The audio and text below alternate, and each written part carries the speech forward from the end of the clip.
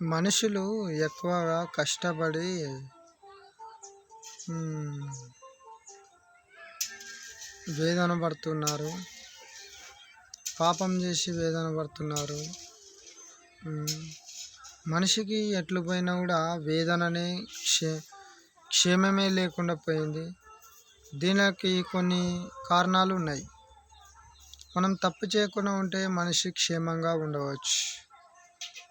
మనిషి క్షేమంగా ఉండాలంటే తప్పు చేయకూడదు. ఇది వాస్తవం. 100కు 100% వాస్తవం.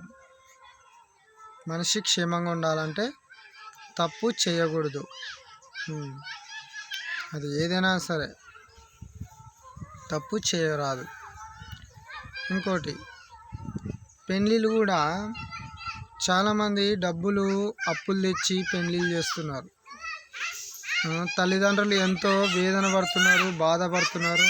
తల్లిదండ్రులు ఎంతో అప్పు తెచ్చినాక పెళ్ళి ఘనంగా చేసి అంకసిరికి అది తీర్చలేక అప్పులు వడ్డీలు ఎక్కువయ్యి ఎంతో వేదన పడుతున్నారు.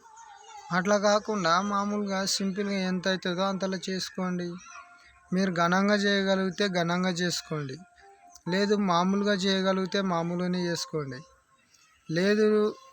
లేదంటే యాన్నో తన చర్చిలను, యాన్నో తన గుళ్ళను, యాన్నో తన మీకు ఇష్టం వచ్చిన కాడ మీరు పెళ్ళిళ్ళు చేసుకోండి. అప్పు చేసి కానీ మీరు అప్పు తీర్చలేక మరణించడం కానీ, బాధలు పడడం కానీ ఇలాంటివి అవసరం లేదు. ఎందుకు అనవసరంగా మనిషి కష్టాలు తెచ్చుకోవడం? మీరు తెచ్చుకోవద్దండి. శాతనైన కాడికి మీరు ఏది చేయగలుగుతారో అదే చేయండి.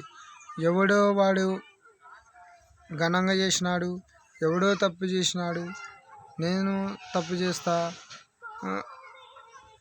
అని అనుకోకుండా కొంచెం జాగ్రత్తగా ఆలోచించి మీ జీవితాన్ని మీరు సరిదిద్దుకోండి. జాగ్రత్తగా మీ జీవితంను ముందుకు నడిపించండి. అనవసరంగా ఎవరినో చూసి కొంచెం వానికి డబ్బు ఉంటుంది, కొంచెం వాడు ఘనంగా చేసుకుంటాడు.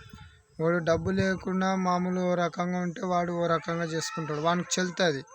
నీకు డబ్బు లేనోనికి ఎట్లా చెల్తుంది? నువ్వు క్షేమంగా ఉండాలంటే నువ్వు పాపం చేయకూడదు. అట్లా ఉంటే నీకు అన్ని విధాలుగా క్షేమం ఉంటుంది. ఈ చిన్న మాటలు మీరు జాగ్రత్త విని ఆలోచించి మీరు ఏది చేయగలుగుతారో అది చేయొచ్చని నేను మీకు తెలియపరుస్తున్నాను. అనవసరంగా ప్రాణాల మీదకి తెచ్చుకోవద్దండి.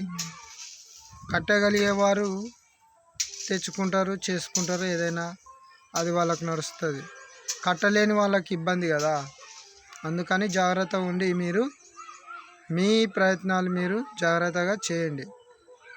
అది మామూలుగానైనా చేసుకోండి వివాహము, లేదంటే ఘనంగానైనా చేసుకోండి, లేదంటే మధ్య రకంగానైనా చేసుకోండి. కానీ నీ శాతనైతే చేసుకోండి. లేదంటే ఇతరులను ఒప్పించండి. పిస్టేజ్ కోసం పోయి ఏదో ఎవరో నాలుగు మాటలు అనుకుంటారని వచ్చేసి మీరు ఘనంగా చేసి మీ ప్రాణాల మీదకి తెచ్చుకోవద్దండి. పాపాలు కూడా చేయకుండా చాలా జాగ్రత్తగా ఉండండి. పాపం చేయకుండా ఉంటే మనిషి ఎప్పటికైనా కూడా ఆరోగ్యంగా ఉంటాడు. ఎప్పుడైతే మనిషి పాపం చేసినాడంటే వాళ్ళు రోగాలు వస్తాయి. తప్పులు చేస్తే వాళ్ళకు హాని జరుగుతుంది. ఇది చేయకుండా ఉంటే మనిషి కంపల్సరీ బాగుంటాడు. కంపల్సరీ మనిషి క్షేమంగా ఉంటాడు. ఈ భూమిని ఆకాశంను చేసిన దేవుణ్ణి మీరు కొలవండి, దేవుణ్ణి వేడుకోండి. అట్లా ఉంటుంది అని ఈ చిన్న మాటల ద్వారా మీకు నేను తెలియపరుస్తున్నాను.